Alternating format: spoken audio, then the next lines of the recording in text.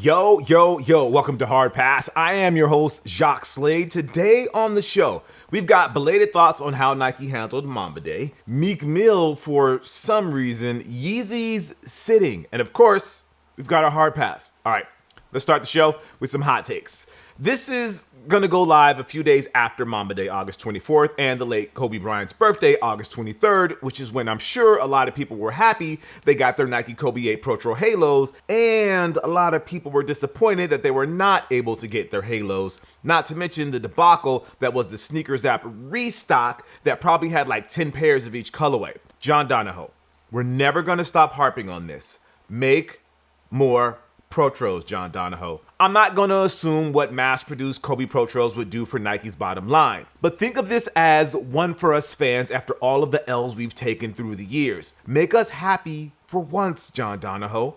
Flood the market with Kobe so everybody can buy them and ruin their resale value. And if there's so much that they go on sale and clearance, so what? The market will eventually correct itself, and then future releases can strike the right balance between having a healthy supply and eventually selling out after a few weeks. I have to imagine the goodwill it would get you would make it worthwhile in the long run, right, John Donahoe? Come on now, John Donahoe. Do the right thing.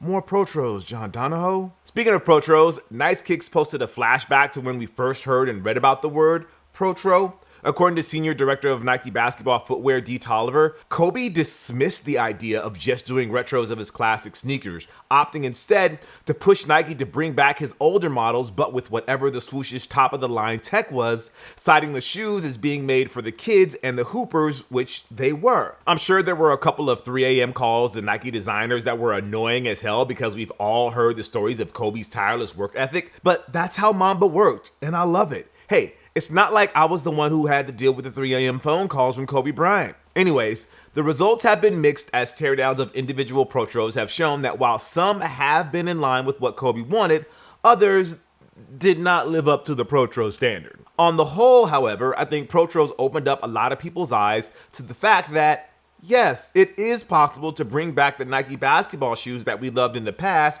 and update them without having to sacrifice their looks. So for that, we are eternally grateful, Black Mamba. At the same time, we're staring daggers at Jordan Brand as they make us walk around in retros of 1s and 3s with nearly 40-year-old tech. Hey, new idea, John Donahoe. Jordan Pro Trails. Not Jordan Zoom Comforts, John Donahoe. Jordan Pro Trails. More Kobe Pro Trails, John Donahoe. Don't forget about that, but also Jordan Pro Trails. Pro Trails upon Pro Trails upon Pro Trails, John Donahoe. So, the real-life version of the Dinner with Jay-Z meme surfaced when Meek Mill was trying to score a deal on some $500 SB Jordan 4s at the Got Soul convention. Meek's argument with the reseller was that if the reseller hooked Meek up with a $200 discount, the reseller would earn more in the long run from the sales Meek would bring in via his celebrity and repeat business. FYI, SB Jordan 4s appear to be selling for the $350 to $475 range online, depending on the size. Meek ended up buying the shoes anyway. Possibly despite the reseller because we know he's never going to go back to that guy or recommend him to his famous friends. And also, he's Meek Mill. He can afford to overpay. That's nothing to him. By the way, keep in mind, all of this was recorded by Got Soul. Of course, this led to a lot of discourse on Instagram with all of the hustle bots claiming that getting that Meek Mill endorsement was worth a $200 hit. Like, I feel like this is a little more nuanced than the Hove dinner thing, which, if you don't remember, was settled when the Title's X account posted take the 500K. On the one hand, I know from personal experience what getting in the ear of people in positions of influence and power can do for a career, even if it means taking a short-term hit. Sometimes it can get you opportunities you otherwise wouldn't get. Sometimes it leads to nowhere and you end up feeling played. On the other hand, does Meek Mill carry that kind of clout in the sneaker world? I honestly don't know. Jim Jones, who was also at the same convention, was gifted a pair of Cactus Jack 1s and shot a commercial for the reseller on the spot. Now the question is, who won? The reseller who went viral because he stood his ground against Meek? Meek because he gained so much clout from the hustle crowd? The reseller who took a hit on the Cactus Jack 1s for a Jim Jones endorsement? Or Jim Jones because he got a free pair of sneakers just because he's Jim Jones? It's interesting to think about. Let me know what you think down in the comments. By the way, don't be shocked by a possible swerve and it turns out everyone involved was in cahoots all along to get the convention some publicity. Remember, A shoot is a shoot until it becomes a work, and then it was a work all along, brother. The next Nocta sneaker has arrived, and it's called the Air Zoom Drive, apparently. It's unofficial images, so no hot take on it, but man, if Drake called Nike and was like, make me a shoe with Reebok Allen Iverson vibes, this would be it. Brooklyn Projects is in the news for all the reasons we hate sneaker culture sometimes, sadly. After Tropical Storm Hillary blew through Southern California, it left flooding and wreckage in its path. One of the businesses affected was Brooklyn Projects, a popular skate shop here in LA. Unfortunately, the flooding caused significant damage to the shop, including products like the upcoming Yuto Origome Nike SB Dunk Low. Of course, opportunistic resellers being the worst. They were calling up the shop and sending DMs to owner Dom DeLuca about possibly getting the dunks after he said they were throwing them away. As of this recording, it's unclear if throwing them away means literally doing that, which is unlikely, or returning them to Nike, or working with their insurance. Regardless, people hitting them up to profit on a crappy situation is poor form and just bad juju, man. Let Dom and his crew handle it how they want to handle it and try to get your dunks elsewhere. A number of Yeezy 350s are still available online. Great. This is a win, right? Let's see. Kanye fans will tell you that this is a win because the hive is strong and it will negatively affect Adidas' bottom line. Meanwhile, people who don't like Kanye will tell you this is a sign that he is no longer relevant and that this will negatively affect Adidas' bottom line.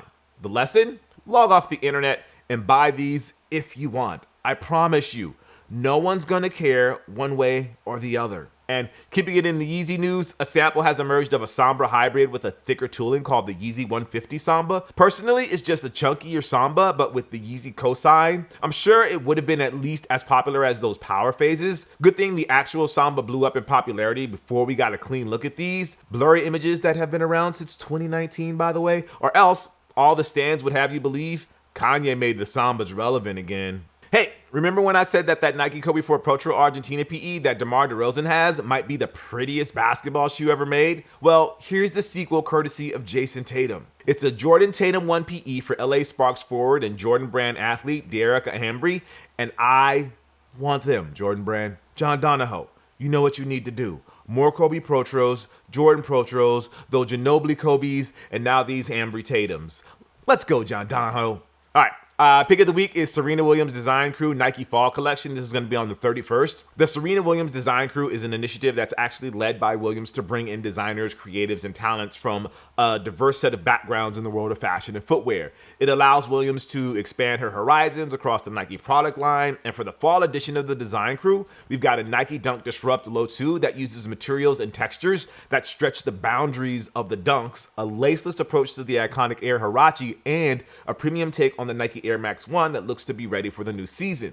It's great to see Serena still be involved with the swoosh, even as her career has winded down, and that she's doing something as cool as using her position to build up the next generation that maybe wouldn't have the opportunity to work with Nike. That's super cool, Serena. And by the way, if you want to see the full heat check, make sure you check the OG channel with all the unboxings and everything, and that's where we're doing the heat check now. All right.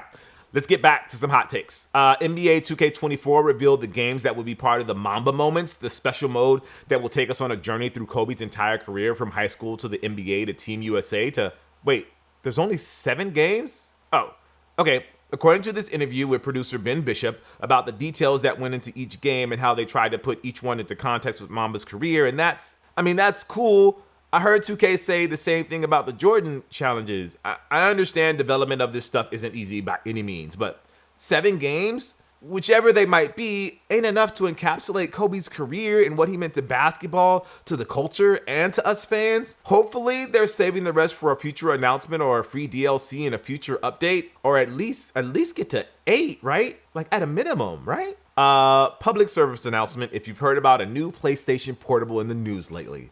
The PlayStation Portal, a portable screen with 2 halves of a DualSense controller bolted on both ends, is not the next PSP. Hell, it's not even the next Vita. Shout out to the Vita, you were too good for this world. Anyways, the PlayStation Portable is just a way for you to give Sony an extra $200 to do something you can already do if you have a PS5 and want to play the games on your console with a phone, tablet, or laptop. Remote play. Don't get it, or at least wait until it's on clearance like the Vita TV soon after that dropped. Vita TV. You're not that bad. You just got a raw deal, that's all.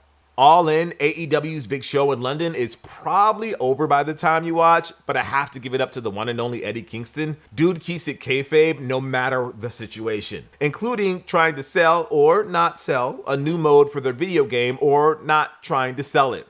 In London, Mr. Eddie Kingston. Yeah, man, I'm in. Look, buy the game. It's a good game. Don't buy it, I don't care. Wembley Stadium Stampede. That's not a game to play. Buy the game, have fun. You can critique AEW all you want for being unlike WWE, but man, if Vince McMahon was standing there where Tony Khan was and Eddie was doing what Eddie does, he would be future endeavored faster than you can say, good old JR, Jim Ross. Some jackass kid made goat noises at Michael Jordan.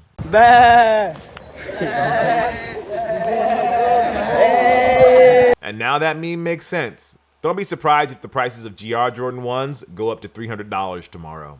Before we move on to Hard Pass, we here at the show just want to say happy trails and thanks for the memories to Charles Martinez. The longtime Mario, Luigi, and Wario voice actor is stepping down according to Nintendo. Martinez will continue to be a Mario ambassador throughout the world, meaning he's not quite done yet. It just means we'll be hearing a new actor do the "It's-a me, Mario" and "Wahoo!" and my personal favorite, Welcome to Mario Kart. thank you for giving us so much with so little words, sir. And please, Nintendo, just leave Chris Pratt in the movies. It was okay. He doesn't need to be in the games, too. Honestly, he doesn't. All right, it's time for this week's Hard Pass. We'll take a look at something in the culture that just needs to go, like the rumored Adidas signature shoe for one Anthony Edwards. Earlier this year, a handful of leaked images that were purportedly to be the debut signature shoe of Minnesota Timberwolves All-Star made their way to the sneaker internets. Cool, I guess. The response? Well, that was interesting. It wasn't universally panned like so many signature shoe leaks these days, but it also wasn't praised like it was the next big thing. It was just an, okay, that happened, and while we do what we can to not fan the flames one way or another, especially when official images haven't been posted yet, we too kind of fell into the trap of, and I understand. It's hard not to feel that way, man. Instead of starting off the block with something we had never seen before, the alleged Ant-Man 1 reminded us of the upcoming Adidas Harden Volume 8, the supposed Yeezy 700 Volume 4, and the new Crazy Infinity. Like, there's nothing wrong with a new signature line coming out and sharing the DNA of whatever design language the brand is using at the moment. I mean, all respect in the world to the late Peter Moore, designer of the Air Jordan 1, but side by side, it doesn't look that much different from Dunks or Air Forces. The Nike Zoom Kobe 1s were derivatives of the Huaraches. The Adidas Kobes were big on the feet you wear movement, and so on. As interested as I am with the new direction Adidas basketball is taking, from the Remember the Why campaign to whatever Jerry Lorenzo's Fear of God athletics brands is cooking, it feels like Edwards is on the verge of transcending all of it. Why? Because of this highlight. Nice mix. Oh my goodness. And this. Edwards wheeling toward the left. And especially this. That's his favorite. See that beautiful fucking fadeaway? Want to see another one? Okay. Edwards measuring, firing. This is all from the same game, an exhibition contest against Germany before the FIBA World Cup. Down 16, Edwards and Team USA clawed back to win the game. With so little attention being paid to this particular iteration of Team USA basketball, there's an alternate universe where I could have easily seen them concede the game since it was just a friendly. But this squad has shown even though they lack the star power, they are no joke, and Edwards is emerging as their best player. It's kind of reminiscent of a young Kevin Durant carrying an unheralded B-team squad to gold in the 2010 FIBAs. After that experience, KD made the leap to superstardom in the NBA. The Basketball World Cup hasn't started as of this recording, but I think Anthony Edwards is on the verge of something special. And that's why Adidas should ditch that first signature design if that's what we can expect sometime in 2024. I'm half kidding, of course. Like, I know that Adidas would never do something as drastic as halt an entire signature shoe line because of reasons. But I feel like Adidas might need to revise their plans if Edwards does make the leap in Manila. By the way, shout out to our fans out there in the Philippines, especially LeBron Nieto. His uncle says to just keep shooting, just like John Donahoe needs to keep making more Kobe Protros. Anyways, Edwards is special, man. We mentioned him on last week's show as part of a gag on the Minnesota Timberwolves, but as it turns out, it was kind of prescient. The Wolves need to trade history maker Karl Anthony Towns as soon as possible for players that won't have any problem being a complimentary piece to Edwards. Like, do we need to show you the fadeaway again? Edwards measuring, firing. Who does a fadeaway that pretty in today's NBA? I see a lot more people do the Dirk one-legged fadeaway nowadays, and no disrespect to Dirk, but that move ain't as pretty as this. That's his favorite. You know that turnaround fadeaway? It's the one Michael Jordan and then Kobe Bryant made famous. And they had banger signature shoes out the gate. This is probably the part where you're probably going to say, whoa, is Jacques comparing Anthony Edwards, a guy with one All-Star appearance, a lot of highlights, and a joke of a team to two of the GOATs? Yeah, I am. And got that dog in him, man. He takes this stuff personally in a way that I haven't seen from a two guard since MJ, Kobe, and Dwayne Wade. And those three happen to be 1, 2, and 3 on my all-time shooting guards list. No disrespect to Jerry West, a Hall of Fame took it personally guy, but someone I never saw live. Edwards has a long way to go. But if Adidas is smart, they need to position him as their top guy right now. It's not a knock on James Harden and Dame Lillard, but their careers and signature lines are on the back end where only a championship can boost, pun intended, their fortunes. Trae Young and Donovan Mitchell are hanging around, but they're going to need to both make huge leaps sooner rather than later, or else they risk becoming a Paul George where their lines just kind of end midway through their careers. Edwards is to Adidas what Ja Morant was and might still be to Nike, a young, charismatic, American-born star who cares. Yes, Edwards was part of that foolish play-in celebration, but I put that more on the vets, Pat Bev, who needs to tell the kids to act like the job's not finished. And if we're being honest, I could see a second-year Jordan being pumped to win the play-in and then hanging 63 on the Celtics anyways. Kobe? Nah.